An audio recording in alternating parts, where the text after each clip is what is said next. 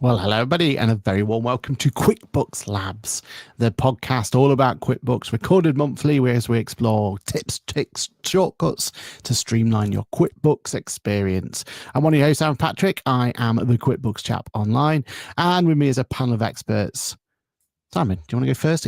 Introduce yourself, where they can find you, who they are, who you are, why you're here. Who they are. I don't know who they are. I don't know who people are listening to, who are watching or even listening.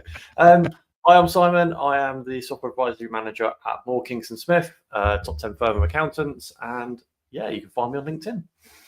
Love that. Charlie, do you want people to let you know who you are? No, they don't want to know who I am, but I'll tell them anyway. I'm Charlie. Oh, if I wasn't coughing. I'm Charlie Khan. I am an accountant in West London, and I have a Facebook group for QuickBooks Pro Advisors. Love that. Love that.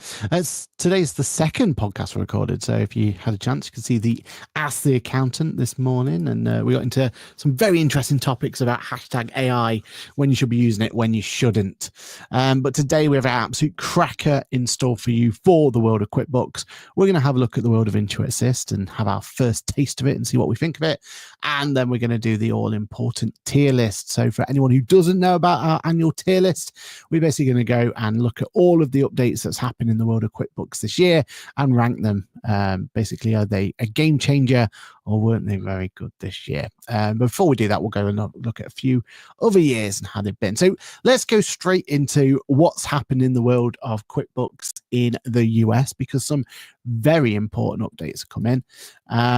And I genuinely think, and hopefully we'll see this and hopefully we'll agree, this is a really important update that we need to get in the UK. So for anyone who doesn't know, Intuit Assist was told that they were basically going to release it to the US product for, I think it was supposed to be for everyone, like literally just going to turn it on and it was going to be there.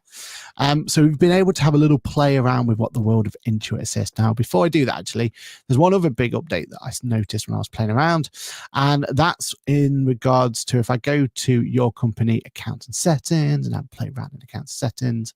Oh no, already gone wrong. Company cog and import data is what I went to look at. So company cog, look at the import data option.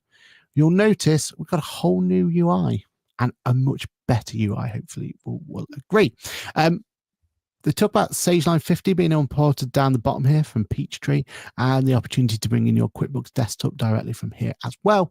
And then the left-hand side, or at the top of the screen, now there's a drop-down box for imports. If you remember in the UK product, in fact, I'll quickly show you what the UK product looks like so we can all remember what we're looking at. We had this little tile solution here when we had these different tiles. Each one went into it. We could then do your import from there. No expenses in there. It was always one of the ones that was missing and people asked for. But in here, it seems to have everything you can think of, from class, deposits, to estimates, to expenses, to all sorts of different upload options. And what's really interesting is when you press import, you then get multiple options as well. In fact, if I can remember which one I was in, was it invoice maybe? Press import there. Yeah, I get 3 different options when I go in here. It's encouraging me to use the import from Excel. Now, this is a QuickBooks Advanced version of QuickBooks, so that's one of the reasons why we're getting that there. Our old favorite, upload a file to import data and use QuickBooks Batch transactions. So QuickBooks Batch was an option that came into the QuickBooks Advanced version. One thing that definitely worthwhile looking at, though, is if I go and bring in, let's say, products and services, use the... Oh, okay. Oh, I'd already imported it, apparently, so I'm not allowed to import it again. That's weird. That's a bit rubbish. Yeah. Anyway. Yeah, that's weird. Maybe it's just because it's the batch version that they want you to encourage you to go through and then import from CSV? Okay, either way. Yeah, it seems like they're now encouraging this batch import screen as opposed to the old one where you kind of fell through and you went through that kind of walkthrough of putting it through. The nice thing about this though is once you get the data in, so I've just got some real random data that I can bring in here. Press next. That'll do. Quickly put table that one. Gives you this page here, which you then can go through and make adjustments there and then. So before we look at Into Assist, what does everyone think about the new import experience? It's good if it's got the extra columns on, because when you're doing the sales invoice, you can't import like classes and locations and things like that. Good point. If those included, then because that's the reason why you use external third-party tools, right? Yeah, 100%. And if it can create things like if there's a product missing, is it going to create it on the fly and things like that? Or is it just going to error, for instance? Well, I assume they want you to bring it into this, don't they? I don't think I've got ones I can bring in, but let's see if I can bring that one in, see if that works. Just map it to a random thing. Yeah, but it would then, once it's in here, customize columns. No, it's not. Still no, there's still no location, still no class. Still not there. Like, are they turned on in this file? That's a very good point. They won't be actually. That's a good point as well. I suspect they're in there if the file's turned on. Talk among yourself. I'll have a play. Yeah, I mean that's the main reason that most people don't use the direct import is because you can't import everything, and then they end up using third-party applications to do those imports. No, you haven't got classes or locations on. But yeah, it'd be. Is it going to save you that time to do it? Which is a good thing. And if I do import a new class, is it going to then say, "Oh, I can't import because it's not created," or is it going to be, "Oh yeah, we'll just create it as we go along," or at least say, "Oh, by the way, we're going to create it." Oh, it's there now. There you go. Good. That's one step in the right way. But I assume we can do this in the UK, right? Because we've got the batch. If they're on advanced, right? We've got the batch action. We can import into here. So that one there, you can see it says add all new customers to QuickBooks, right? Yeah. Because that's a sales invoice one. So if you were to do a product service one, I'm guessing it's going to say, or if you're importing invoices, hopefully it will then say, well, you've got a new product in this list. Add the new products straight away. Is there a default that you want to generically post it to begin with? Yeah, I've got a feeling you still can't do that bit. That's what the third-party things offer. Do well, yeah. That's what they do well, and then also being able to like grab those transactions and reverse them if they go wrong. That whole batch, in some cases, that's what they're really good at. That's huge. That is, I've used that many a time. But the fact that we've got a new, because the US have actually been behind us as UK for a long time in the import data functionality. So the fact that they've got this new update, it'd be really interesting to see how the Sage 950 works. Is that through the Sage 50 ones, it just goes data switcher or something like that? Or is this the new QuickBooks one? I can't remember. Not telling you, is it? Which is a bit nasty. Let's see what happens. I'm assuming it's using some sort of third-party tool. Yeah. Oh yeah. There we are. Data switch here. Yeah. Which is what we use anyway. Rather than move by books. Makes sense, doesn't it? Yeah. But I thought it was interesting to see that they've gone into the whole update. It seems like there's more items in here, like time activities and stuff we never got the opportunity to bring in. No. But when you do press import, it is just telling you about using a spreadsheet sync. So not quite the same, but it's at least it's all in one place, right? And it was confusing for people to, well, do I go to that place to import? Yeah, exactly. Imagine if I go bank data, it's going to go to the same screen as we're expecting, which is manual or the one. So yeah, that's good. What do you think, Charlie? Like it? Yeah, I think it's good. I like the spreadsheet view. It makes it very easy to see at a glance whether it makes sense. Do a sense check of the data, to amend data, copy and paste. For the whole lot of transactions of the same data in one particular column, you can copy paste. So it makes it very straightforward. Definitely. Because I assume you can copy paste on that screen. Yeah, Yeah. copy and paste. Yeah. Yeah. All right, let's look at the really cool new functionality there, which is Intuit Assist. So, as an example, I've just brought up just a random sales invoice. Press new, brought that one up there. Here's my new invoice experience. And you'll notice on the left-hand side, Intuit Assist starts appearing. And the idea here is that then we can send information in. So if this was an expense or a bill, you can go and send the information in there and it will all come up nicely. Now, what I've done just for just as a kind of testing sake here is I've created, if I can bring it through, I've just wrote this on my iPad. So I put the date in, I put the customer, and I've said I've got 100 times drink wet. So the worst writing you could ever think of, right? I've literally just wrote this on being purposely made it bad thing of honest. I'm honest I did that, but no, that's just my writing. But now if I go and literally use the autofiller, drag it in theory, it should then extract that data, go through reading it, as you can see here, and then it's going to map it. What I do like is if you keep an eye on this screen here, you'll start seeing it has this little thing that goes around, puts through, and just starts bringing that information in for you.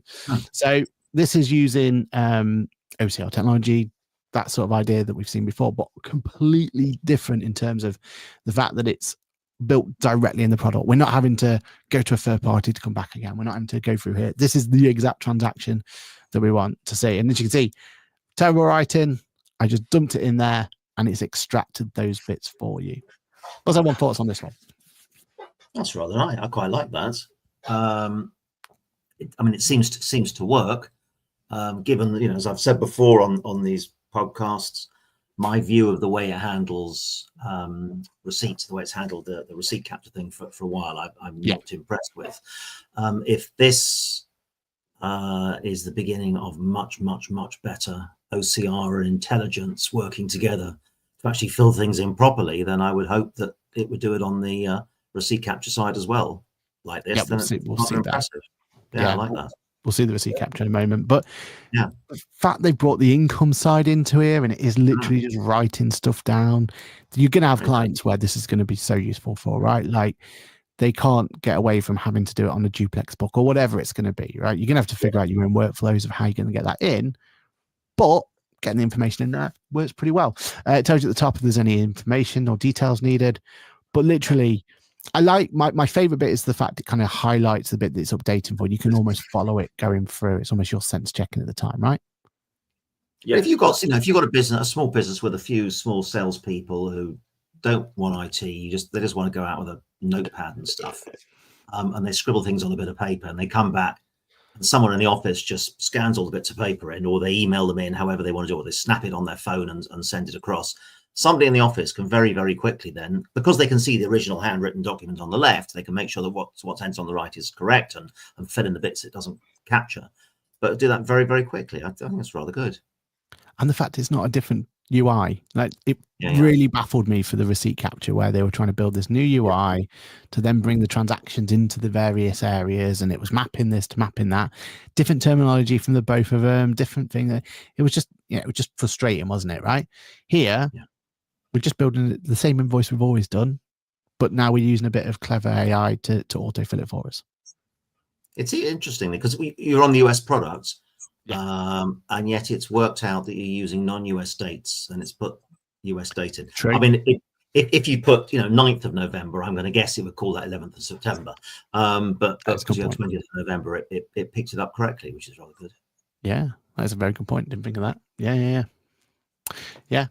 Awesome. So that's the income side. Now, the bit that equally more impressive, in my opinion, or probably more impressive, is the way that the receipt capture area works.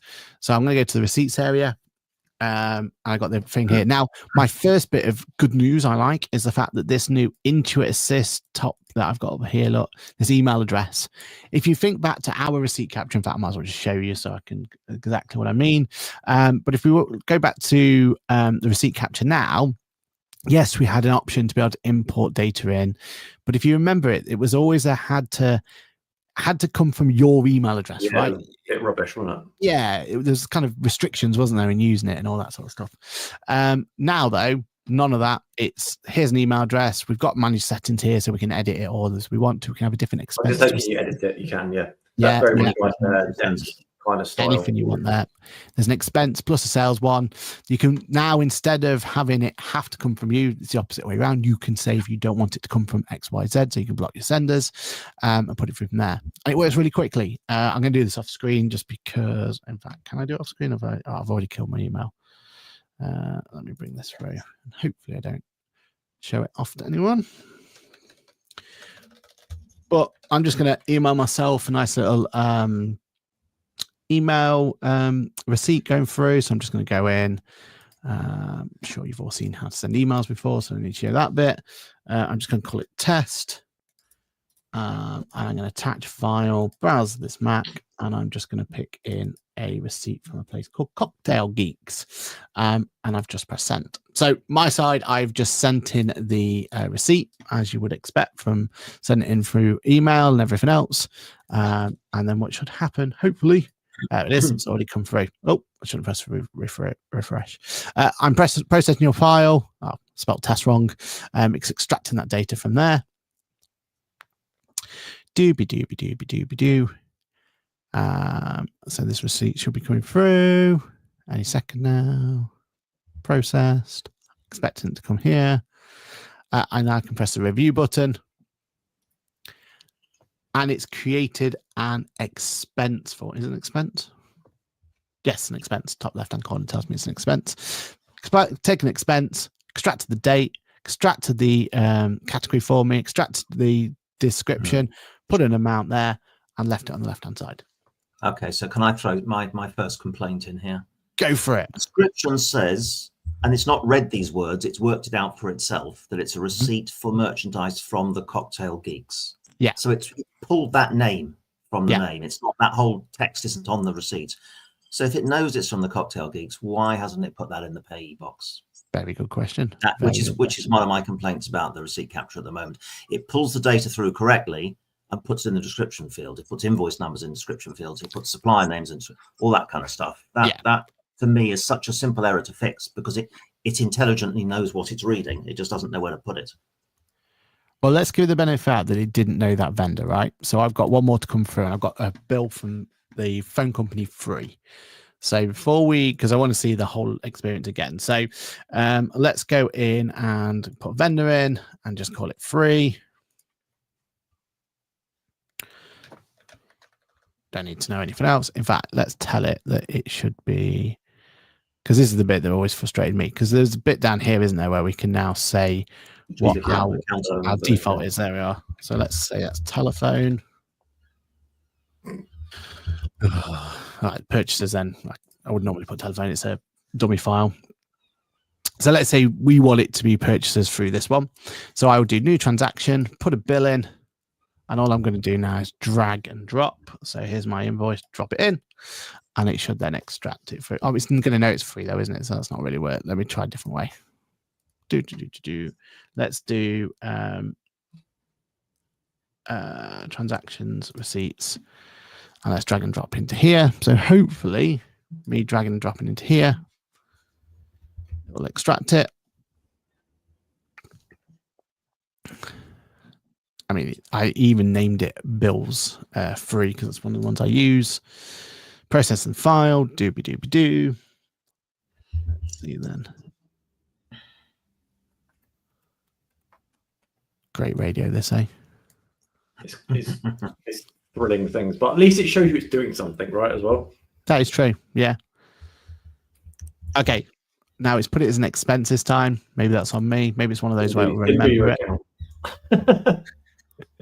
It didn't know it was a free. Damn it. Got the date right. Inventory asset, because there's not many chart of accounts on this one. But again, mobile phone bill from blah for this period. And the second thing, not only did it not pick up the vendor, but even when you change the vendor, it didn't change the category to the default category for that vendor. It's those little bits that they sort of done the clever bits, but they haven't tied them together, and that I find very frustrating. And it seems to me, as a non-programmer, that that's the easy bit to fix. But maybe I'm wrong. Maybe that's why they haven't fixed it. Maybe it's not easy. But... No, yeah. again, though, the biggest benefit though of this is we're not creating a whole new, like if you look at the receipt The old capture on one, here, we've got yeah. this random screen, haven't we, that we're then having to remap and trying to guess, and what's this? Well, this says receipt and that says bill, but then it's an expense and everything. But now it's just It's a much better interface. I like the interface. I think it's really good. They just need to tidy up and sort of nail down the ability to take the data they extracted and put it in the right place and use the default account names, default nominal accounts. But I'm guessing the more you're going to put in there, it's going to start learning that in theory. You'd hope so, wouldn't you? True, but if you've given that they offer a default nominal account per supplier, I fail to understand why it doesn't use it.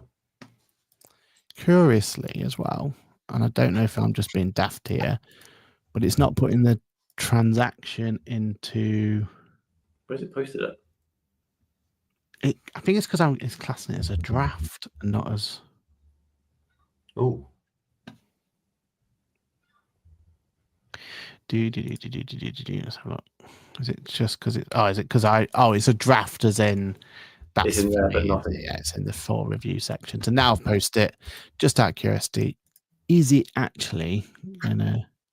Oh yeah, the bill is there. Is attached there. Yeah, cool. So once I've made it as a thing, yeah, okay, cool. But the fact that it's this autofill functionality as opposed to, again, using OCR, I think works really well. You've got this new fancy solution where you can take a little photo, a QR code on there. You activate your phone straight away. Then you can take a photo that's there, sort of thing. You don't have to do that. So little wins like that we're absolutely loving. Hang on, how does the QR code work? I can show you actually. So I'm gonna I've just opened my phone, right? No app or anything like that. I'm just gonna take a photo, bring this up. Oh. So then it's taken me to this screen here, which basically just means that without me having to install anything like that, I can then just take a photo and bring it straight up. Yeah, it's all done in one go. It's come up with this look now, upload snap feature like this. Oh, so that would be if you hadn't already uploaded the bill there. Yeah. Sorry. Or you can have a right. Yeah. If I just want to get the data in, because now on this screen here, I've got upload receipts and upload from Google Drive all in this area. When I upload receipts, I can even do that QR code, do all that sort of stuff. That's very good. Yeah. Nice, isn't it? Cool. So there's Intuit Assist for you. What do you think? I think it's a really good first step. I like the interface. I like the way you get the data in. I think this bodes very, very well for how this is going to develop. And at the risk of repeating myself, just need to tidy up those little, fill in the right things in the right areas. But I think they've got the basics right. It's good. Do you feel we still need rules in this area? Yes. Yeah, definitely. And I wouldn't call it receipts either, but that's just me. Yeah. Receipts too often seems to suggest the things that have already been paid, reclaiming expenses, stuff like that. Yeah. For most people, that's what receipts tends to mean. It's a bill. Yeah. Or at least bills and receipts if you want, but see, of course it bills there, And we can still bring the bill in from here. We can still do that. But no one knows about this, right? This is hidden. This whole feature. Okay, so maybe what they're doing is if you go to the bill screen and upload it, it defaults to bring it in as a bill. If you go to receipt, that's an hours already. Like that's been there since day one. Someday, over a year or so. But no one knows about it, right? Yeah. We can upload to here, and it will only upload from the computer. It will create the bill, and it flows through the bill workflow, which is one of the ones I may have forgotten of the new thing. But yeah, hey, it works. And I think from their point of view, they just want you to go in and just add it from here, don't they? So they just want you to go in, and I don't think I've got another bill not used. Do the free one again. Will it know that it's a duplicate? That's a good idea. Let's try it. It should say, no, this already exists. Because that's where your other OCR tools would go, nope. Especially when it's got the same bill number or that sort of stuff. Exactly. But it hasn't extracted the bill number, so... Oh, it has. It has. Oh, okay. But this did extract the vendor name. Brilliant. Didn't know the vendor again.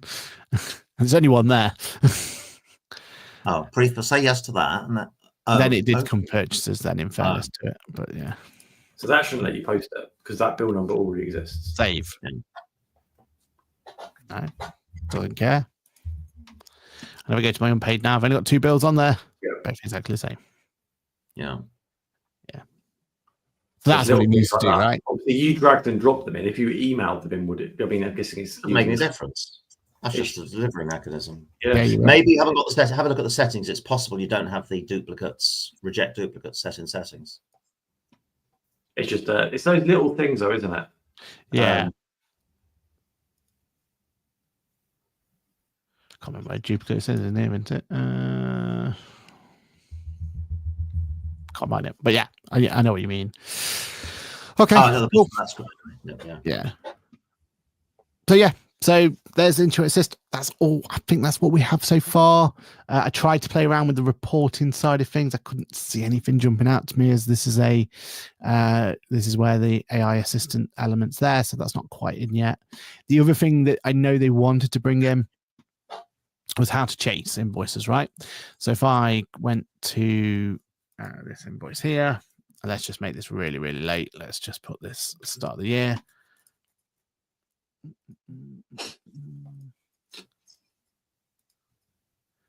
Let's just do test. Then what was supposed to have happened, or what one of the bits that they're showing as a new cool little bit, was the fact that you should be able to chase them quite nicely from here. And I can't quite get the AI bit to work. I don't know if I'm in the wrong area, but I can't quite, other than send reminder, which we've always had. Doesn't give us any of that AI goodness that they're showcasing of well, first of all, it's supposed to tell you that this one's missing or this one ready to chase, that sort of thing, and then give you kind of options and stuff of the total on your like tasks or whatever it's called, has it? Good point. No. And so what I would love to see on the debt chasing is a very, very basic kind of level that some of the fancier products do, but without all this. I don't need most of my clients don't need all the really complex stuff. So, for example, you could put in notes like, spoke to Mary on the 5th of December. She says that, Bob's back on the 15th of December. We'll pay it then. So you then automatically don't trigger a reminder until the 15th of December. Yeah. See whether it's been paid. Stuff like that would be nice. And nice and easy to build in, I would have thought. Yeah. So they're definitely bringing some AI functionality to chasing debts, just doesn't seem to be there yet. No. Remind me next time to show the new customers area as well, because in the US we have a fancy whole new customers area. In fact, it's in the UK as well, isn't it? With the new transaction lists and the fact you can rename your customers and all that sort of stuff that goes through. So cool. Awesome. All right. We were talking about random columns appearing is because this is slowly being rolled out in the UK licenses. So you might occasionally see US columns appear in this screen. Yeah. Because they're getting because there is some really cool functionality that they brought in, including finally the option to do things like credit limits and stuff there, which is nice to see. So. Well, now they're bringing in, the whole payments side, wasn't it? Was that last week before? Yeah. Then now it's the payment side. They've got to have credit limits in there. You're going to be chasing people, etc. Like that. I like that a lot. Cool. Right. So that's a quick look at the US product then as to what was there. So we're happy with that so far. We just need it in the UK, don't we, to have a proper play around with it, to know exactly what we can see and what we can't, right? Exactly. So, yeah, I agreed. Cool. I got some comments coming in. Amy wants rules. Hello, Amy. Hope you have a good Christmas. Overall, I like it, but needs a bit of a tweaking, says Amy. Yep, couldn't agree more. And same thing, but spelled better. Well done. We miss you, Amy. Come back. All right, cool. Let's go and move on to our most important part of this year, which is the tier system. Oh, I've got one more update. I don't know if you got it before we go there. While you've got a UK license, they've now verified your VAT number in your company settings. Oh. Did you know this? No. Let's have a look. Just as a... Not big, so you don't even have to have so when you go to your company settings, you can see there on the company name of you've now got VAT number. up top, just in there. Oh yeah. And Oh, the you mean you're verifying the VAT number of the company who's registered? I thought you meant correct. verifying it. Of course, you Okay, don't need to be in validates your. You don't even need to be in your VAT screen, but yes, Right. it will pop up there and say if it's a valid number or not, Nice. which is always good when you're setting up your entities and things like that. Yeah, definitely. It does frustrate me though where they've taken stuff away from here, because this really reminds me of when you used to be able to put your company name in here, find it through Company's House, Yeah, and stop bringing that data in for you, didn't it? But yeah, yeah. no, bringing that functionality is back. It's good for me. I like it. When it checks the VAT number, is it checking the VAT number matches the name, or is it just saying that it is a valid number? It's a valid number. Oh, okay.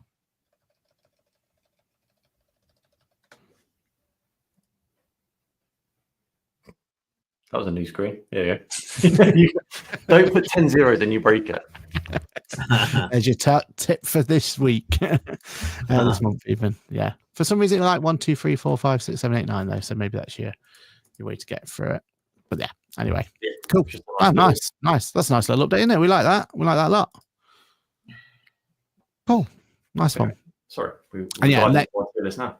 Yeah. Next week, definitely remind us to talk about the new customer area, or next month, shall I say. Right. Okay. Tier list time. So let me just, before we go any further, let me just quickly remind what the tier list used, or what they did look like back in the day. So let's go back to my oldest one here. So this was from 3 years ago, a year where we didn't get a game changer. So the whole point of this is we're going to go through what was released in the year, and between us, we all have to agree, and we're going to be able to put them into what tier they relate to. So back then we had game changer, great, meh, poor, not yet available. In that year, so 3 years ago now, it was the year of work papers, category history. MailChimp was the great new releases. Game changer, there wasn't any in that year. And not yet available was QuickBooks Business Account. RIP to QuickBooks Business Account, never did come through. And import styles went by a new list view. But then the year where Charlie came into play, he was here. You can see him at the bottom there. Do you want to remember this one, Charlie? No? I do. No, I do remember. Yeah. There we are. Not quite so well that I've forgotten. So in this one, game changer was the team certification. So that's the fact that we could go in there and see all of our team and see what certification they got. Unfortunately, that got dropped. So that was that was unfortunate. I would point out I did not have that in the game changer column. We had to put one in there. I think I might have vetoed that one, in fairness. But great was the test rule functionality, QuickBooks Advanced, new transfer option, work paper review, new left-hand navigation, and all the palaver that came from that. On-file VAT returns was a great one, and VAT audit report shows exception. So strong year, I'd say. Strong year. No major game changers. And then there was last year. So this is what we're up against, right? So we always compare from last year to next. This is what we had last year. So last year, we had 3 game changers that came through.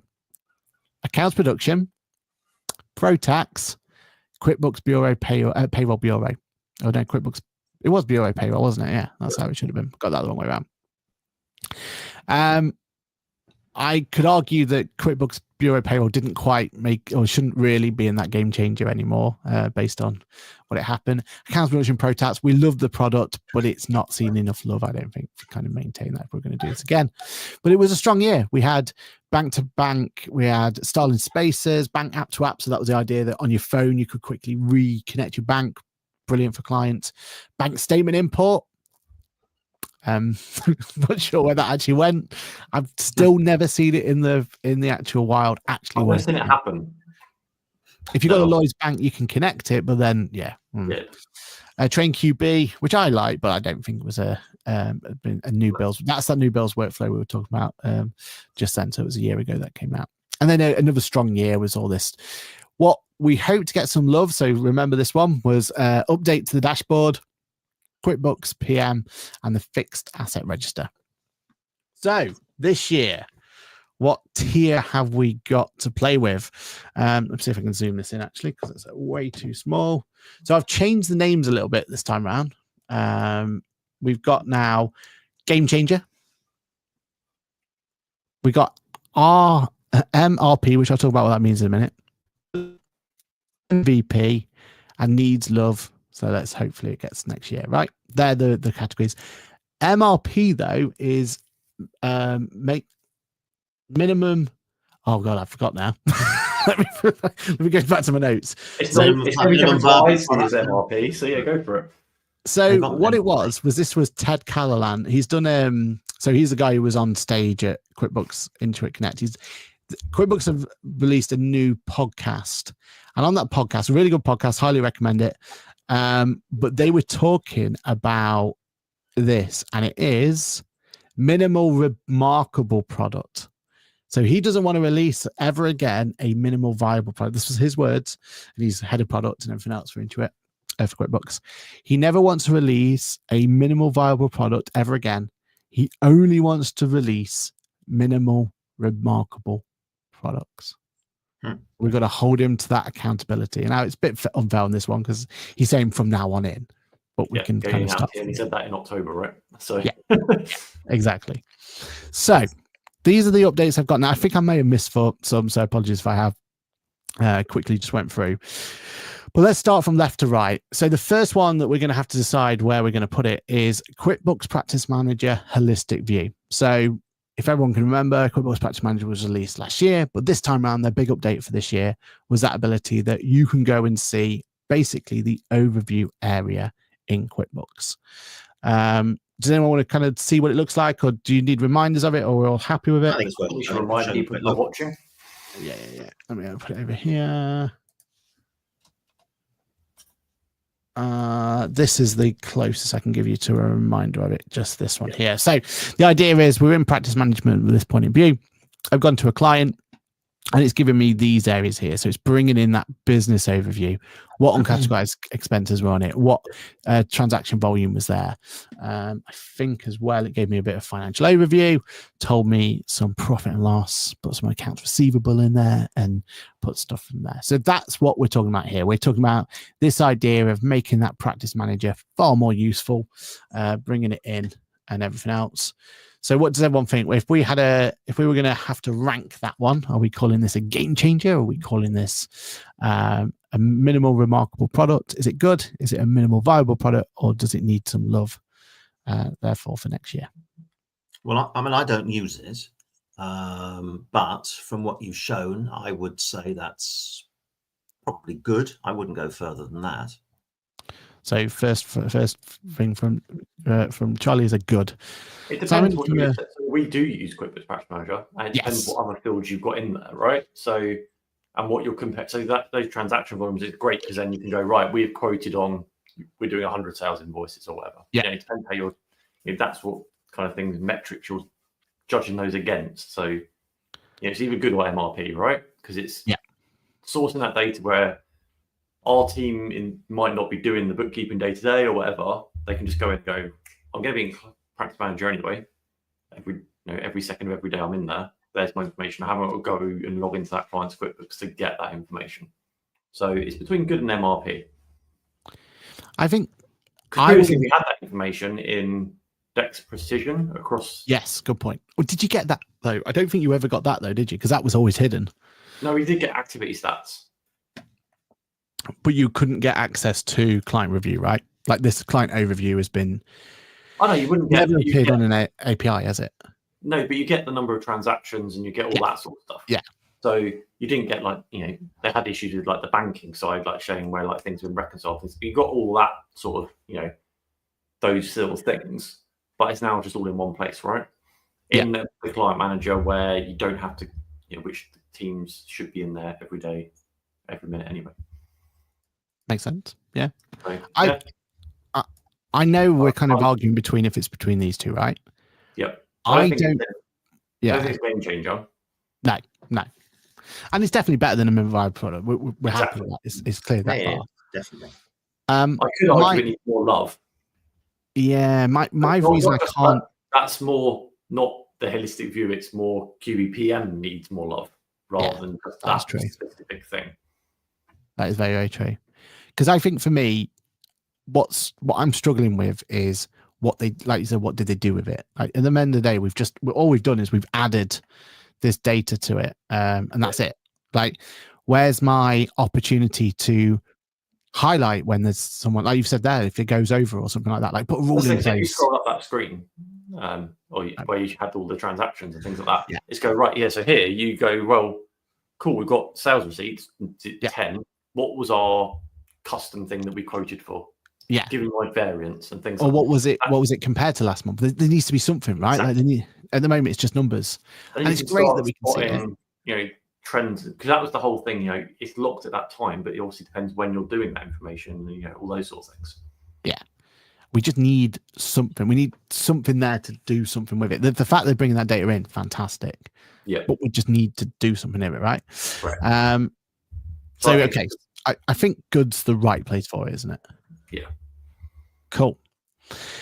Let's move on then to suggested bank, which could be potentially one of the older or quickest reversed engineered updates we've ever had, really, because Intuit Assist, in theory, will blow this out of the water. So the idea would be that if I was to go and put in a suggested bank, suggested category, should I say? Oh, I pick one that doesn't have one. Typically, at the top here, you should have your suggested things that got there. Let me just see if it's because I'm in different one. Let's have a look on this one. There we are. That's what I want to see.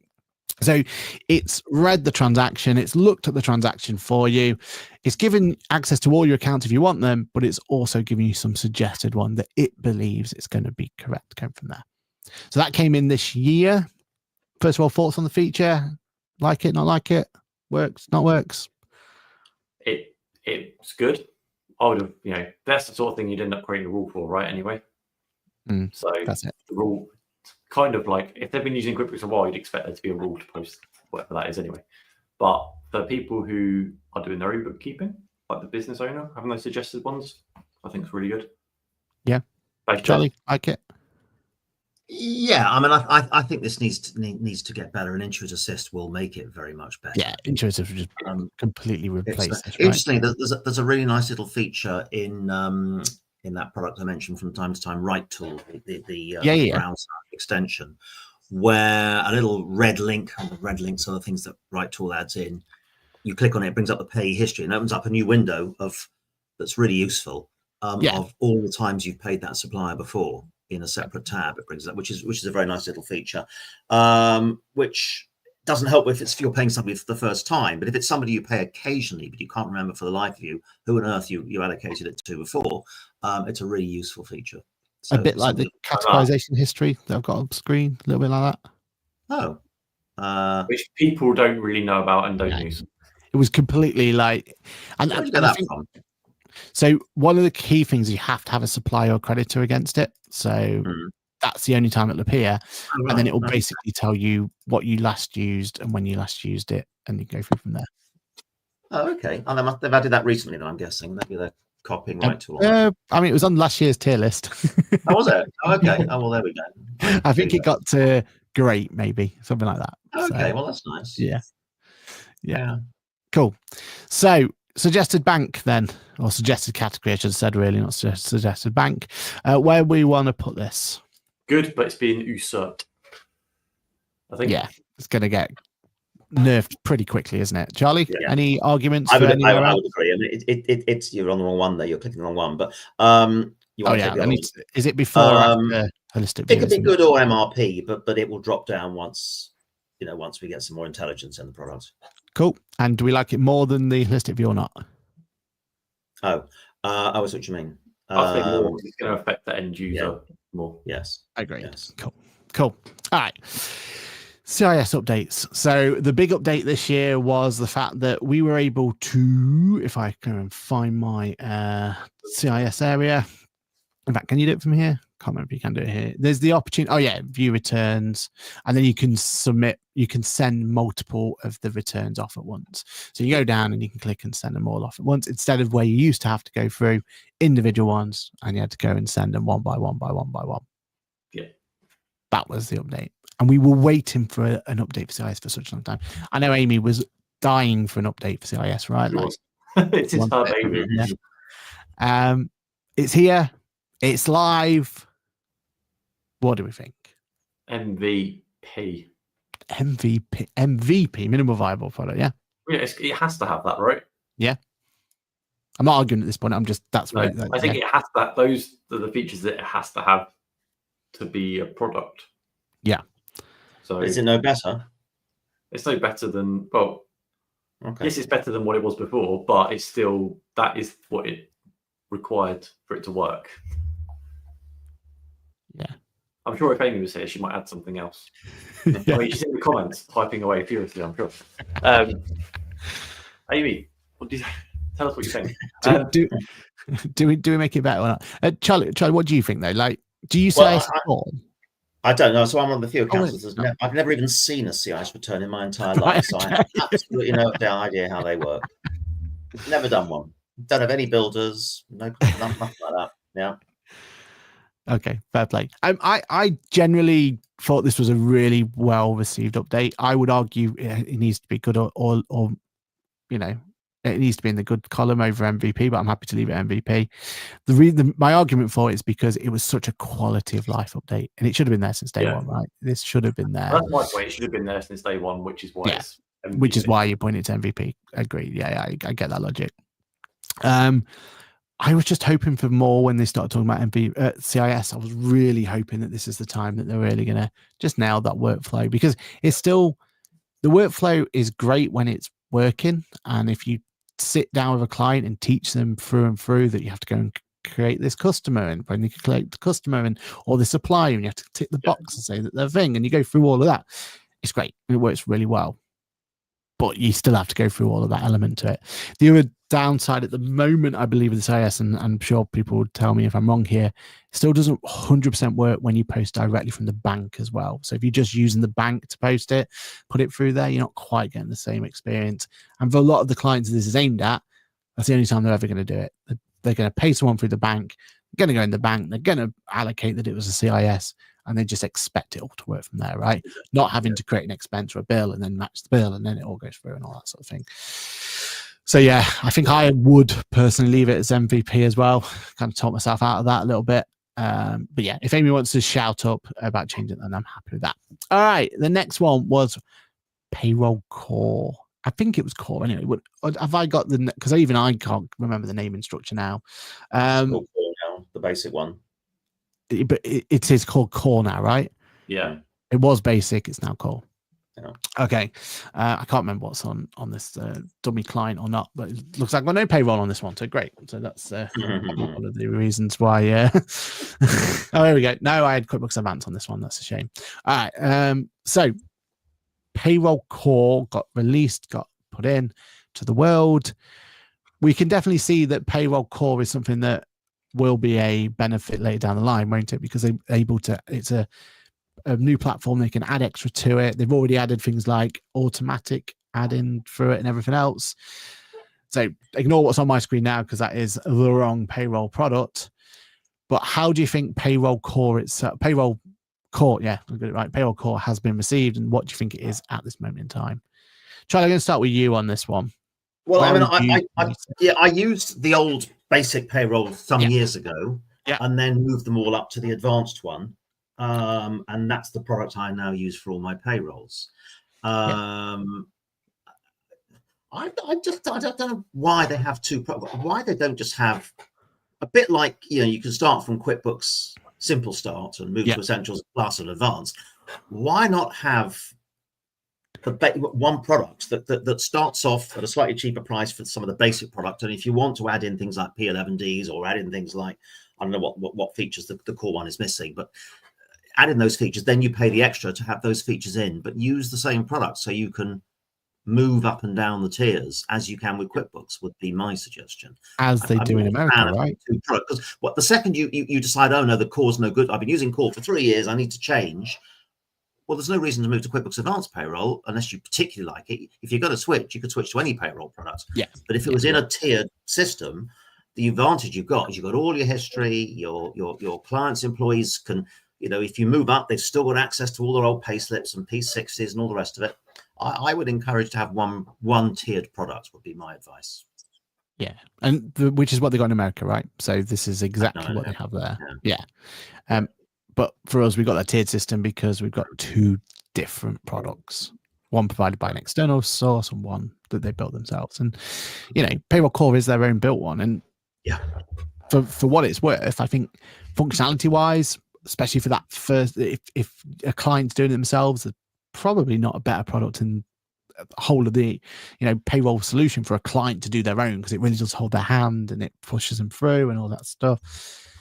I just feel maybe like the idea is that they will build onto that, and it will become, and they'll eventually not use a third party white labeled and take what they're currently calling core. I wouldn't be called core in the future if they do this, but add on extra features until it becomes a fully featured, big as you like, full payroll product, perhaps, is what they're going to do. I don't know. You'd hope so, wouldn't you? And maybe that's where Payroll Bureau comes from as well, because at the moment that's being done by a third party, blah, blah, blah, blah. Yeah, I mean, I love the idea of core. I just think it was really poorly executed this time around. And I think that's how payroll has been for a while, unfortunately. And it just puts a big bad taste in people's mouth. I mean, Kirsty said here, like, payroll there, like, straight away. That unfortunately is tainted at this point, isn't it? As soon as we mention payroll in a QuickBooks product, there's just this seems to be people getting problems all the time. And maybe it's only us as the accountant level that's noticing these problems. I do think from a client's level, payroll core is brilliant. I think it works really, really well. But the way it was switched over and we lost records, and it wasn't switched at year ends, and there was all that drama basically around it. I think it's difficult to get people to be interested in it again, right?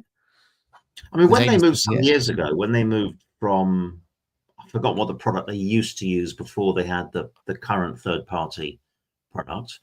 They did have one more before. Yeah, I remember. Yeah, PaySuite. Yeah, that rings a bell. PaySuite. And when they migrated that, and they did, I was looking at, I had cause to look at a client recently and noticed that 5-6 years ago, whenever it was, they moved it mid-year, I seem to recall. And from my memory, it was a very smooth handover. It worked pretty well. All the data got moved across properly. Buy into it. You didn't have to do it yourself, I don't think. And it went very well. So I think, I mean, if they're doing these things, payroll is something for anybody who uses payroll, unless all they're doing is a director-only payroll, paying a sort of 12,500 salary or something. If you're actually running a proper payroll with employees, people get emotional about it. It's an important product, and if you get it even slightly wrong, you piss people off enormously. Because it's not just the bookkeepers and the accountants who are going, oh, damn, this isn't working, but I know how to work around it, whatever. You've got all your employees moaning, I haven't got my pay slip this month. You're getting a whole load of other people complaining at you, thinking you're doing your job badly because the software isn't doing what it's meant to do. So it's really important that payroll works and just works. It needs to be as good as a, it's just something you just switch it on and use it, and there are no problems with it. It's and I think it's one of the core, which is why I always think that bookkeeping solutions should not necessarily try to do payroll. Do a tight deal with a payroll expert software company, and let them manage all the payroll stuff. And if you're big enough, as Intuit is, they can get incredibly good deals. If they can say, look, we can give you 100,000 payrolls or have 50,000, however many they can provide them with, they're going to get very good deals. And then you relieve somebody whose raison d'etre Monday to Friday every single week is just to focus on payroll. That would be my recommendation. But what do I know? I've never built a multi-billion-dollar payroll software company, so maybe I don't know. In fairness, they've kind of got best of both worlds, haven't they? Core is their own product they've built from scratch, and Advance is. But I think, but back to my earlier point, I think that confuses people. I think which one should I use, and which one should I use? Oh, I know, I won't use either. I'll go off because my mate down the road uses. I can't remember the name of the other payroll products now, but they exist in the marketplace. But uses whoever, BrightPay or something. I think you cause confusion. Yeah, agreed. So where are we going to stick this then? I mean, we don't use core. Everyone goes on advanced, but I think it needs more love. No, or do you think is it a minimum viable product? Well, based on what you're saying, Aaron, because you use it, I would have thought you're at least at good. My only problem is I'm using it and I'm having major problems. Like it's. I mean, we've to a point where we lost a client over it because it wasn't filing the even though it's telling it wasn't filing the RTIs. So yeah, automatically. That's not even minimal VAT. Then it needs alarm. Yeah, it's that's not why even I'm RTIs. sat. Where does this go? And I don't want to be too critical. And I think there's definitely room for it. That's why I think it needs love next year. But yeah. Well, look, let's be simple. If we were looking at the VAT features within it and it didn't file an MTD VAT return properly, you'd have it in needs love. You wouldn't be an MVP. Yeah, so if you've got a payroll product that's not filing RTIs properly, Yeah. it's not MVP. It's below that. Yeah, it has to be if it's not filing with HMRC properly. Agreed. Cool. Nice. Right. The next update then was the categorization update within Bank. So really quickly on how this works, if it's going to work on this one. Yeah, that's no. Yeah, it does. Yeah. So the idea here is I'm in the categorized area. I'm not in my full review area. So these are transactions already posted into QuickBooks. And what I'm doing now is I'm able to go down and make adjustments right here. The nice thing as well is I can do batch adjustments just there. Oh, doesn't help that I had one that was a thing. I can press the edit button here and I can make my adjustment right there. So think about it's pretty much reclassification, but the client gets access to this going in from here. Straight away, this was useful for us in our practice. We were finding clients had made mistakes or things weren't put in the right place. Find it on the bank, quickly make the adjustment, off to the races you go. Really nice and quickly. What does everyone think? Has everyone been using this? Forgot about it already? Was it one of those ones that's just instantly used? What's everyone's thoughts on bank categorization? You said you were using it in your practice, but you've got that facility within, and we've always had reclassify, yeah, which is an incredibly useful tool for accountants. For the end user, I use it all the time. For this, I mean, is this easier to use than reclassify for the accountant? The fact it's got a search functionality, yes, for me. So I can search for EE, right? And up pops all my EE and boom, change more telephone. I don't have that in reclassification, right? I'd have to go through search. So you'd have to find which nominal account EE was in first. Yeah. So I guess that my fear is with giving access to the clients to do this is a risk that they'll start screwing things up that we've nicely corrected. But by the sounds of it, they've already screwed it up. So yeah. But it is a good feature. It definitely is a good feature. It's nice that it's just here. We just get changing them quickly, right? Getting them all updated, going through from there. So where are we putting this one? Is it a minimal remarkable product? Is it good? Or does it get to that game changer? Go on, Charlie, you first. It might tip into MRP. It's certainly in that direction. Simon? Yeah, I would for the end user, for the clients that do their own bookkeeping that didn't have that reclassification, MRP. Yeah, I was going to argue for a game changer, but I ain't got no votes anyway. But yeah, no, look, MRP, I think it is. I think it was a great little addition. Why wasn't there from day one? It almost feels like it was, you know what I mean? Like sometimes it's so obvious, these updates. You go, how have we ever had this without? But yeah, no, I think it was a great little update. Because accountants like controlling things. True. Very true. Like Charlie mentioned, I don't want my clients changing things. Yeah. Charlie goes and disables this feature for all his clients going forward. Yeah. Well, I would like to control freaks by nature, right? It's not let the clients change things. Yeah. No, luckily I only let certain clients do their basic bookkeeping, and the ones that I let do it are pretty good at it. The other ones don't even want to look at it, so that's quite nice. I'm going to skip this one, go straight to QuickBooks Ledger because that was first in the year. So QuickBooks Ledger being released, if anyone can't remember or anyone listening, then QuickBooks Ledger was an accountant-only version of QuickBooks, which was completely and utterly locked down. Have I got an access to a ledger one here? I don't know if I have or not. But anyway, the idea was that it was really, really locked down. There was only very few options that we could bring in there. And it was designed that if we had a client that either was on another product, so maybe Sage or Xero or something like that, or Excel, we can quickly bring in the ecosystem. Or if you've got a client that you just look after once a year, for example, they send a bank statement, you just want to quickly get the data in, it was going from there. There's a lot of excitement when Ledger was first kind of announced and muted and talked about. But first of all, people, what do you think of QuickBooks Ledger? Have you been using it? Have you not been using it? Has it been there? Is it? Yeah, go for it. Simon, you want to go first? Never used it. Never will use it. Still never used it. Never will. Wow. Charlie.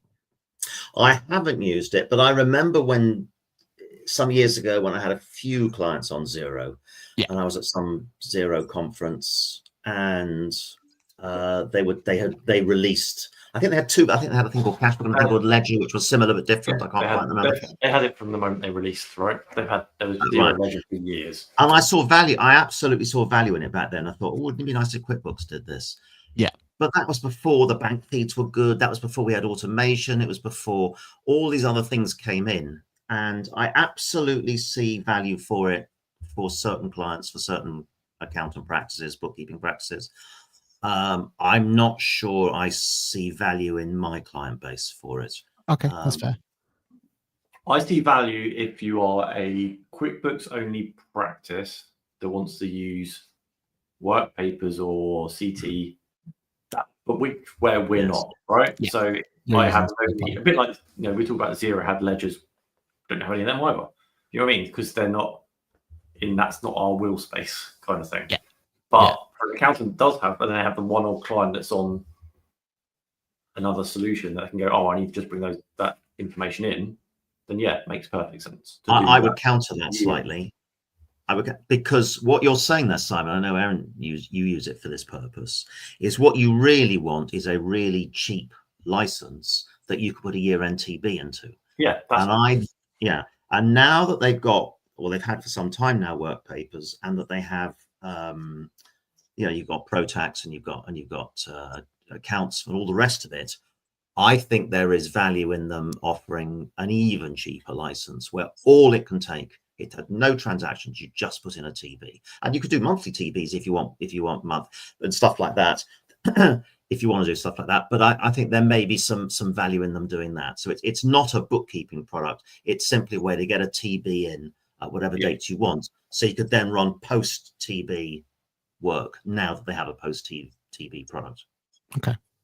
I mean, my argument against that would be that I'm only interested in the work papers. I don't even use the ProTax. I'm just work paper. And the reason that's so powerful for me is it doesn't matter what client gets sent to me to review.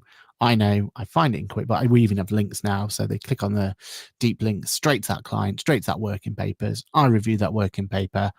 I either sign it off or I'm going back with issues and problems or whatever it needs to be, right? That to me is where the power is. That's what I like about QuickBooks Ledger. So, and I suppose my other thing is how cheap does it need to be for just being a TB functionality? I don't know. I don't know what the answer is, but yeah, I think there was definitely a need for it. It's out, it's in. I'm happy enough with it. I mean, I'm majorly critical on some of the functionality in there. I think they could have done better in some areas in terms of making it work, but I think that's unfair on them really, because really, for 99% of the use case, everything's there for what they need. Question is, where are we going to put it? I think we can all agree it doesn't quite make it game changer, does it? Especially when everyone else already kind of had it. They're kind of doing catch up at this point. But do we say it as a good release or an minimal remarkable product? Or is it an MVP? That's more than MVP. Good. Yeah, I think it's definitely here somewhere, isn't it? But where? You use it most, Sarah, and I think you're. Yeah, I mean, look, I'm majorly critical on it, and I get that. I think it's still only good. I think that because at the end of the day, all they've done is taken features away. They've not added anything, have they? They've just stripped it back. They've just stripped bits back. Yeah. You don't have. There is features that aren't in there. And it has got other features that others don't have in their ledger licenses, like work papers. Well, I'm thinking like your bank feeds. Oh yeah, good point. Other solutions don't have them in their ledger products, right? Yeah. So I might be tipping into MRP or at least at the top of good. Yeah, I'm happy with top of good. Charlie, happy with that? Yeah, fine with me. Yeah, cool. All right. We'll leave the other release. Let's go through some of these smaller updates and we just fly through them. Google Drive receipt capture. Again, this is one that might be very short-lived in terms of being out there and not being used much. Really quick what it does. Go to receipts area, go to import, and I upload from Google Drive. That the main reason this was ever useful for us as a practice was because we were struggling to get emails to go in. Clients were sending us emails in. Workflow for us was that we could then put them to the upload to the Google Drive for that individual client. We can set that up, make it nice and easy to do. We had a nice little workflow to automatically get stuff in because we weren't able to email them in. Now that we're going to be able to email them in, it would probably not be worth it, but hey, it's going to be there. What do you guys think? First of all, has anyone ever used it other than me? No. Didn't think so. One really frustrating thing about this feature as well, it doesn't like constantly look for things. Like if I put stuff in there, it doesn't know to go, oh, I should really bring that in. You still then have to go in, upload it from there. Then you've got to go through the data to find what you have brought in, what you haven't brought in. So it wasn't really implemented very well. Nah, this is always my problem with this thing. You've got to I was drive. excited and then let down. Go on, I mean, the only way it would work then would be if you had a client, for example, you say, okay, once a month, you create a folder called January, and then you create a folder called February and March, and you only put things in the right folder. And then once a month you go in and down. Well, the problem is you're not tracking. You know, if the client thinks it's in a folder, in their head, they can keep adding to it. Yeah. And then how do we know what's new? No, well, they just accidentally put it to April when it was May. You know what I mean? Like clients do it by accident, don't they? So I'm not a fan. For me, it's one of these two, but I don't know. I don't think it doesn't need love. Never going to have more love. Let's be honest. No. So MVP. Yeah, happy with that. Cool. Work papers update, and I've put update in a thingy. So if anyone remembered back before, work papers used to have multiple other tabs on here. Agreed. No one used those other tabs. Get rid of those tabs. Great. Love that bit. But the other update here was we've kind of made this workflow here a little bit more clunky. So manage docs is now you have to click into here to then put the upload button to click into there to go into there, and it's all. And then now the links in a different place and all this and the other. And we still didn't get that killer feature we wanted with work papers where we can like lock this down and say what this amount's going to be and all that and the other. So really great that we got the update to work papers. Love that one. It's a much cleaner look. It's easier to train your team if you're going to start using work papers. But they also took away functionality, including functionality we actually used, which was being able to upload documents to here. So we would put the final set of accounts here so that can be reviewed as part of it, all that sort of stuff. What do people think? In fact, does anyone else other than me actually use work papers? I suppose is the easiest one to go through. Nope. Charlie? I'm playing with it a little bit, but it's a good thing. It's a product that I've actually got one of my guys getting trained up on at the moment. Okay. So we can use it much more actively next year. I think it's a very, very, very good tool. Hugely important. Amazing. And if this was work papers as a whole, game changer, because it is. Like I genuinely believe that. Yeah, if it was like brand new, it'd never been, it wasn't in QuickBooks before, then, and you were QuickBooks only, it's brand new, then game changer. Yeah. But this to me is a rare solution where they've gone in, they've put an update to it, and they made it worse. As you are the user of this product, I think you can decide where it goes. Yeah, I mean, I'm generally like, it's really enough one that needs love anyway, right? To get it, because it's always evolving, right? Yeah. The fact that they were updating it and then they didn't give the updates we actually needed, because there is an opportunity for work papers to be absolute game changer that will, sell the product and push the product onwards. But that's why I would leave it. What about you, Charlie? If you can use, where would you put it? Well, I would say if needs love is not below MVP, but it's just a sort of a floating category, then needs love is where it belongs. It's not below MVP, but it does need love. I suppose now payroll is more important, isn't it? A really quick one, this one as well. So if I go to the bank area and I want to add a transaction, we got added for the first time the opportunity to interact with products and services right here directly on the banking screen. Anyone found the proper use case for this yet that really shines out to that's why it was there, other than maybe stock management? That's all I can really think about. I'm not 100% sure, but it's a new feature added there. I think there must be someone crying out for it. But I think it was more for reporting terms that people are doing it from the bank screen. Yeah, like they want to say, right, I want to split this. You might just have one sales code, but inside that you've got 5 products, and you're just done like cash sales kind of thing. Yeah, without stock for instance, you might be like a little coffee shop or something like that. You can do it on the fly and go, right, that's coffee, that's tea, that's or whatever you want to do. Because if you're using stock, you've probably done purchase orders and all that side of things already. CIS maybe. Yeah. Clutching at straws, right? For most people using it. And I think you'd have to be quite high up there. Is it plus only for this to be activated? Off the top of my head, maybe. Yeah. Probably useful for them. It's but good. Yeah. Is that what we're good on that one? Any arguments for that, so. Charlie? Yeah, that's fine. Yeah. It's a good product, but yeah. A good feature, I should say. Better than the bank? Worse than the bank? I don't think it's as good as QuickBooks Ledger, is it, in terms of good, but I'll say it's below the bank. No, less than bank. below the bank. Cool. And more, that's Simon. I think that's fair, isn't it? Yeah, That's fair. Yeah. New chart of account screen. So this was a nice update they took directly from US of A. When we press new chart of accounts, we get this new pop-up on the right-hand side, which basically means clients can't accidentally put things to cash account. I saw in the American product, and I just wanted to see if it's done here. If I was to add a new account from here, am I getting the new one or the old one? I'm getting the new one. Yay. There we are.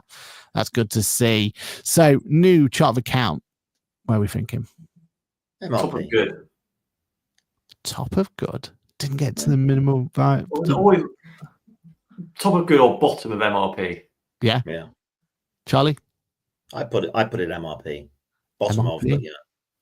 So I get the deciding factor. I generally, I only because it stops the clients from posting everything to a cash account, which was the most frustrating thing to think when you went into that client and it was just telephone and all sorts just put there. But also it shows, it gives you that initial view of where's it going to appear and what's going to look like as well. Yeah. Then going, that new code upgrade looks really weird in my reports. Yeah. And I think it makes the sub accounts make more sense as well because it was visually shown there, right? What it was and how it's there. So MRP it is. And then QBO app update. So if you remember to the app, we finally got a long requested update to it. Finally came through, and it was it sales receipts were sales and purchases were something like that. Yeah, it wasn't. I think it still needs more love. I think we could all agree with that. Yes, definitely.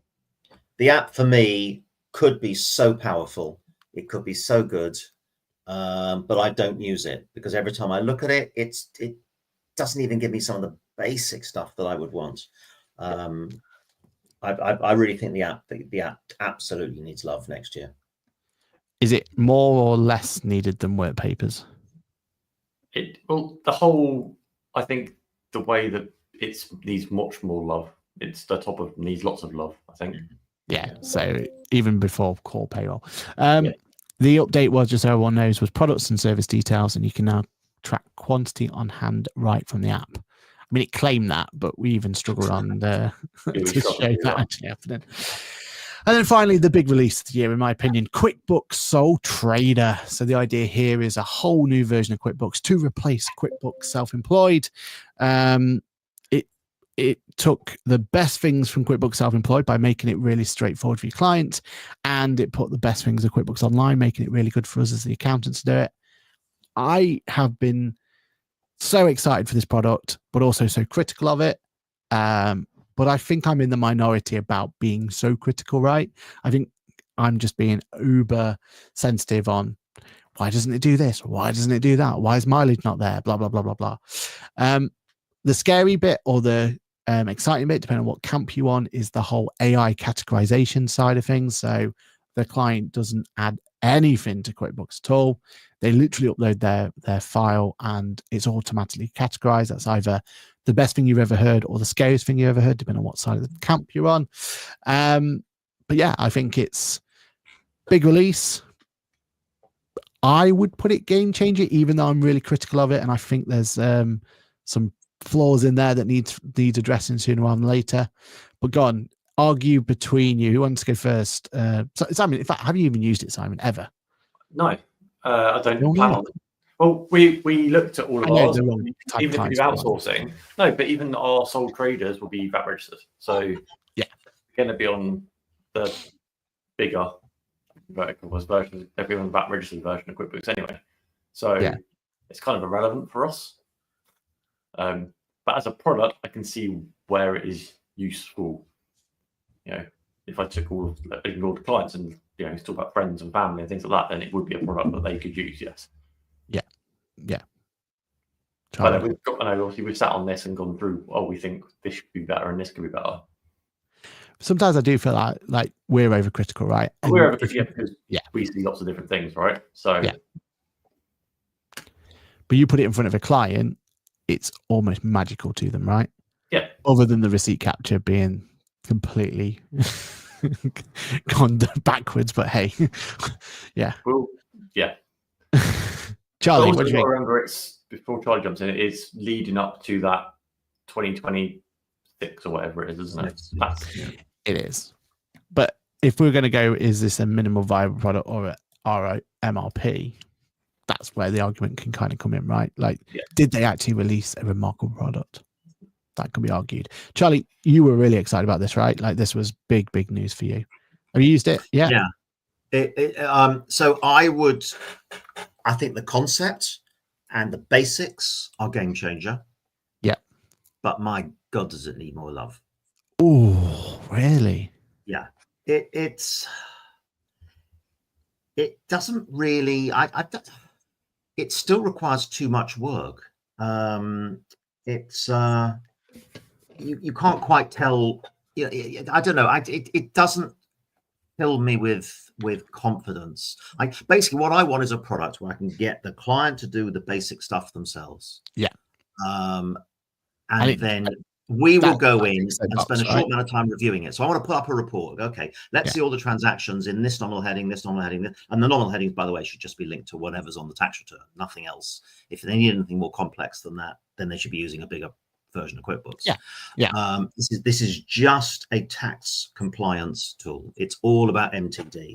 It's not there to provide fancy reporting. If you want all the complex reporting on multiple layers of nominal accounts, use Simple Start Essentials, something like that. So it needs to just do the basic job really quickly and easily. Let the client put all the stuff in, and then I just need to be able to look at it once a year. I'm not going to look at this more times a year than once. I'm not even going to look at it 4 times a year under MTD. Under MTD, I am not going to be looking, and I've said this, and I won't bore this audience, but I've said it in other audiences. Under MTD, I'm not going to be examining the veracity of data under MTD for income tax, because HMRC have admitted there is absolutely no requirement. So I will simply be looking at the data on this once a year, and I want to very quickly look and say, okay, no, that's in the wrong heading. I'll move that one over. That one's all fine. Yeah, that's all. Boom, and get on with and get on and give advice to the client, and then do the tax return. As it's built at the moment, it seems to be designed in a way that it wants the accountant to easily look at stuff throughout the year.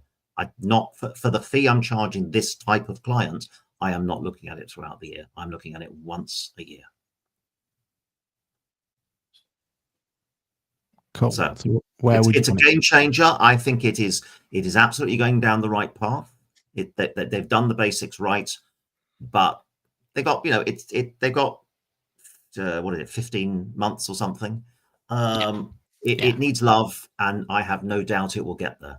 But it is a game changer, but it definitely needs more love. And they've completely shot me by releasing a migration tool from QuickBooks Self-Employed. I thought that was impossible. I thought there was no way that could happen, but apparently there's a migration from QuickBooks Self-Employed to QuickBooks Sole Trader. Well, that's good, but scary, right? Because I don't know how. Yeah, but anyway, that's what they've said could be is on its way. I would argue it can stay in game changer, or it can be in game changer. But I am conflicted because at the same time, some parts of me feels like it was an MVP, and it was rushed out, and it had no need to come out when it did. We could have sat on this for another couple of months, absolutely baked it, cooked it, and we could have released it to be an absolute game changer, right? And I feel like that's got to be part of the conversation. Is was it rushed? Was it rushed out the door as an MVP just to get people using it? When really it could have come out the door easily as a game changer without those issues. I don't disagree with that. Neither do I. So where can we stick it, people? It feels like it has to be. I just, yeah. Well, it's not MRP then. It's either. I mean, that's the problem. Yeah. It either drops down to MVP. It's not good either. It's either drops down to MVP or it's a game changer that needs love, in my opinion. You can't have a game changer that needs love. Well, I want one. I want to asterisk my game changer with a needs love asterisk. It's got 15 months to have love. That's what we're trying to do. It's got to be higher than needs love because it was released. It works, right? It's not broken. Yeah. I wouldn't say it's remarkable from what Charlie's saying. I think it's good. Probably the highest good though. Okay. Yeah. Yeah. I think it's better than Ledger. Yeah. And there we are. It seems like a short way. And the biggest problem here is we've not got a single release from QuickBooks Advanced. I'm trying to think my brain, other than we haven't covered it on the show. That's why we've not brought it in. Was the right at the late of the year was all the changes to the customer side of things. I think that will be big, and I think there's definitely there's lots of changes in there, doing lots of stuff on all the fixed asset stuff and all that sort of stuff. Yeah, I think it's all going to be early next year when there's lots of stuff happening to Advanced, and we haven't spoken about. We talked about the 2 pods ago, or the last pod around Enterprise Suite as well. Yeah, I think next year there's going to be lots of stuff on that, isn't there? And Intuit Assist next year will be readily available in the UK. We can talk about.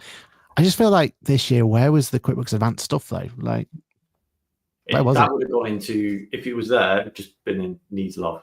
Yeah. There, as we've said many times, it's a big jump from Plus to Advanced. To have, yes, there's some nice features, but it's a big jump in price for 1 or 2 additional features, right? And we're basing this purely on the product itself, right? And what we've seen the product. Would any of these had been increased if we had had more exposure from Intuit themselves? So if we'd recreated the tour of 2023, because I've got a feeling that one of the reasons that 2023 was such a powerful year was mainly because of conversations, right? And the talks, and so almost we overhyped it. You go back to 2023, which was by far, one of the better years. It was high. It wasn't, because there's no way these would be classed. Well, accounts should possibly. Hope this gets unlocked in 2024, right? Fixed asset register. Didn't happen. QuickBooks Patch Manager did get some love, but it's still getting love. Yeah. And then update to dashboard. I can't quite. It wasn't updated. They took the cash flow away from it. Yeah.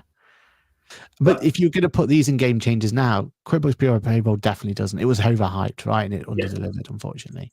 Pro Tax is still, it works, but it's broken, and it's very much a case of there's a lot of manual work to go there. And accounts reduction, yes, there's a lot of investment going in there. You're going to see that get a better product, but it's not something we would necessarily advise people to use at this point in time. It still needs work, still needs everything else. So yeah, I just wonder if this year was hyped up mainly because they were doing such a good job of promoting it and talking about it, going to events, going on that tour, like getting in front of people there. When we look at this year, we had some huge releases. QuickBooks Sole Trade and QuickBooks Ledger, that's 2 products released. Like, it's huge. But we didn't really talk about it. Well, we did on our pod. Yeah. They didn't, yeah? Yeah. I think I think we've said it before, is that other solutions do shout about themselves more. In like, this is new in our product, we are going to shout about it. Yeah. 100%. Which QuickBooks don't tend to do. No. Really. In comparison, right? They never have shouted the loudest. No, because QuickBooks Sole Trader as a product should be shouted from the rooftops, right? Yeah. Should be. Oh yeah, absolutely. And the reason people like ourselves aren't doing it yet is because we're still not 100% there yet. We're still doesn't quite fit in our workflow. There's still these updates this needed, etc. So it goes from there. But that is our list. Did I miss anything? I feel like that was a much shorter list than I was expecting this year. I felt like this was a stronger year. There was lots of just like quality of life things, wasn't it? This year True. That needed to happen, and just we know how many bugs and stuff like that they've been fixing and all that sort of stuff. So it's more of a consolidation year, I feel. Yeah, because did the new reporting, was that last year? Was it? Yeah, you got it in there on the great. Oh yeah. Enhanced reporting. Yeah. Yeah, and that's still being rolled out, right? Still being rolled out, and it is so much better. Like if we'd have put that now it's a step up, right? Now it is an MRP. Yeah. The reporting as it stands now, like it's miles above what it was when it first got put into fruition. So, yeah, I think it's always good to look back at what you put on last year and then compare it to this year. Review. Was it actually did it get what we wanted, or did it change? Yeah, yeah, because this year is a what you call it, right? It is a fluke year. There was so much going on there, but yeah, I think there's going to be a lot. We've got QB Connect in March. I think there's going to be a lot there that some of the stuff we talked about. Hopefully, we talked about, if not be more new things that then we can talk about as well. Yeah, I mean that Intuit Assist stuff will really land well, won't it? Like if they show what we've shown today. Yeah, it was about 2 years ago. Connect, it was announced. Yeah, but only coming to product now. Yeah. So. Yeah. Awesome. Oh, well, thank you, everyone. I think that's very good. We didn't get a game changer this year, which is always a bit of a disappointment in my eyes. But hey, we got to keep them accountable, right? Like this is the whole point. It's 2025 is when we will, if they release Intuit Assist in any form, it's guaranteed game changer, right? So they've got a clock. But yeah, let's not say it's a game changer just yet. Let's find out what it's going to do first. It does what we so long as they release it when it's actually ready and don't just release it because they want to release it. This is exactly it, isn't it? Like there's a lot of people. Yeah. They have to sit on this, right? This has to stay in the kitchen until it's cooked. Like you don't release it raw, you don't release it burnt, you release it when it's right. Yeah. Exactly. Cool. All right, well, thank you, everyone. Hopefully you guys enjoyed that one. And that is it for today. We've gone a little bit over time, so apologies for that one. Hopefully everyone has a good Christmas, New Year, and all that sort of stuff. Simon, where can people find you? And you've already said once before, but go again. And you can find me on LinkedIn, and that is my social. So just search me on LinkedIn and you'll find me. Awesome. Anything to promote, push, any bike rides or anything you want people to? I did a race at the weekend. I don't know where I came, but somewhere around the Cotswolds. But yeah, no, just find me on LinkedIn and see what we get up to there. Nice one. Charlie, anything you want to push, promote? Yeah, come find me if you haven't already joined the Facebook group. It is called QBOA User Group on Facebook. There's about 825 at the moment members of that group. Lots of interactive discussions from pro advisors, bookkeepers, accountants, but it's all for pro advisors. So it's a good group for proper discussions, not filled with client requests. Yeah, definitely. And I'm part of the group and I would highly recommend it. We hopefully will have more news on what's happening on QuickBooks Connect 2025 next year. So make sure that you keep in there. We're hoping, fingers crossed, we have some QuickBooks Labs announcements to make for that one. But yeah, thank you for a great year. Thank you for everyone who's joined in, yourself, Charlie, yourself, Simon, and all the other guests we've had for the year. It's been a cracking year. And yeah, I got a feeling 2025 is going to be even bigger for the world of QuickBooks. So with that being said, have a good Christmas, everyone. Have a good New Year, and we will see you all in 2025. Cheers, all. Cheers. Bye. Bye.